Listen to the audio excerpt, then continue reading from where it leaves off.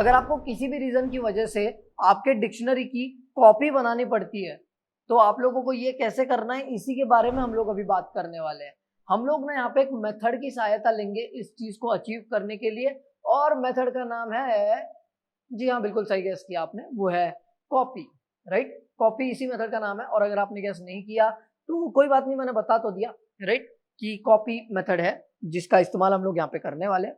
तो बेसिकली बात यह है कि अभी आप सोच रहे होंगे कि यार इतना क्यों करना, why copy, why use copy method for this thing, हम लोग सीधा सीधा नहीं कर सकते क्या? मतलब देखो यहाँ पे जैसे हमने ये डिक्शनरी बनाई कि नहीं, तो ये डिक्शनरी बनाते समय हमने क्या किया था, एक वेरिएबल लिया और उसको ये डिक्शनरी यहाँ पर बना दी।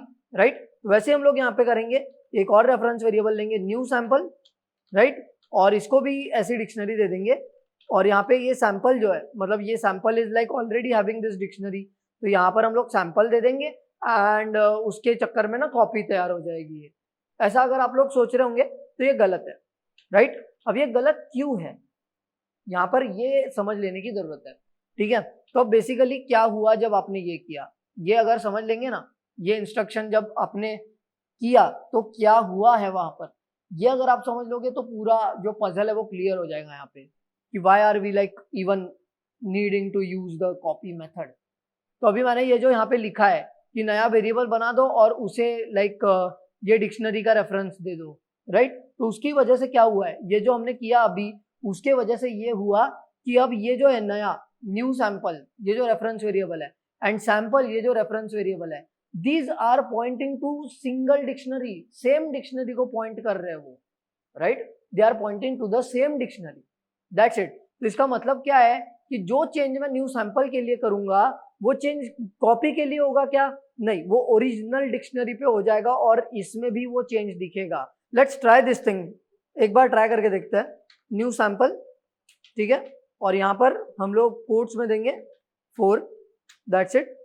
ये मेरा की होगा this one and this one is the value. ठीक है, अब की बार हम लोग क्या करेंगे, चेंजेस मैंने कहाँ पे किए, न्यू सैंपल के लिए, और प्रिंट मैं करूंगा सैंपल, दैट्स इट। अभी इसको प्रिंट करके देखते हैं जरा। प्रोग्राम को रन करने के लिए सिंपली हम लोगों को यहाँ पे टाइप करना होगा Python dictionary basic dot P Y. ठीक है, और यहाँ पे आप लोग देख सकते हो ये जो नया है वो ऐड हो चुका है। राइट, और किसमें, सैंपल में। राइट, जबकि हमने न्यू सैंपल में ऐड किया था वो तो सैंपल में गया, क्यों? क्योंकि वो दोनों अलग अलग डिक्शनरी नहीं है, वो दोनों सेम ही डिक्शनरीज को पॉइंट कर रहे हैं। they are referring to the same dictionary, that's how it is, right? तो this is where copy methods comes in। ठीक है, तो copy method हम लोग डाल देंगे यहाँ पे, मैं यहाँ पे कमेंट करके लिख दूंगा copy method, this method helps us create copy of some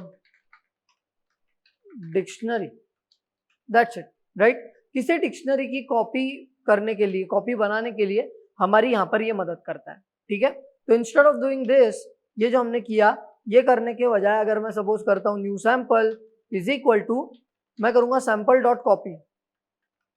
right, sample dot copy, अगर मैं ये करूंगा तो ये एक सीधी सीधी डिक्शनरी रिटर्न कर देगा। हैव अ लुक, ये देखो, ये सीधा सीधा एक डिक्शनरी रिटर्न करता है एंड ये आप न्यू सैंपल से रेफर कर रहे हो अभी, एंड अभी हो रहा ये है कि ये जो डिक्शनरी है sample, this is different one, ये न्यू सैंपल से जो आ रही है dictionary, this is different one, और यहाँ पे जो चेंज होगा वो यहाँ पे अब सैंपल में नहीं दिखने वाला।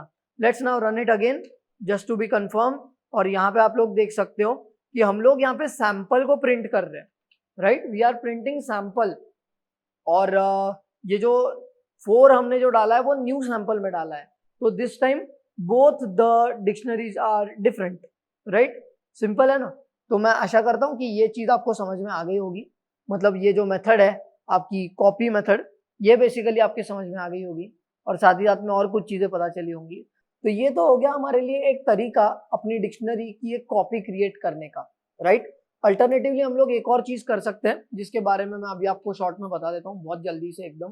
ठीक है, हम लोग जब डिक्शनरी बनाते हैं ना, तब हम लोग DICT इस कंस्ट्रक्टर का भी इस्तेमाल कर सकते हैं।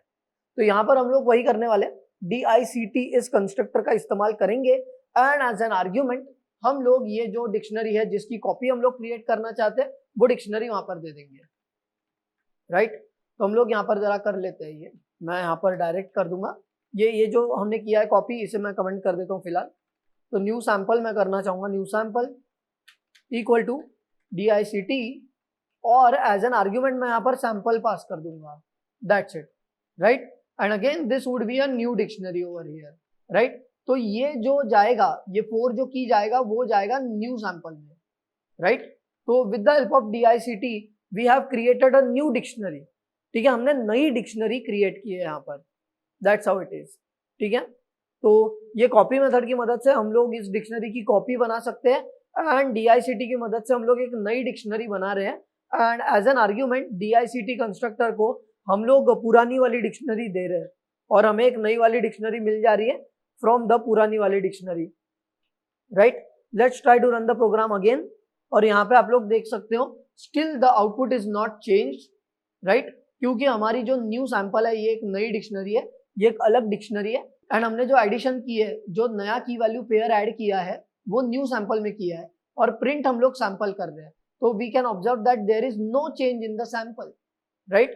तो ऐसे आप लोग आपकी डिक्शनरी की कॉपी क्रिएट कर सकते हो यूजिंग द कॉपी मेथड, यही मुझे आपको बताना था।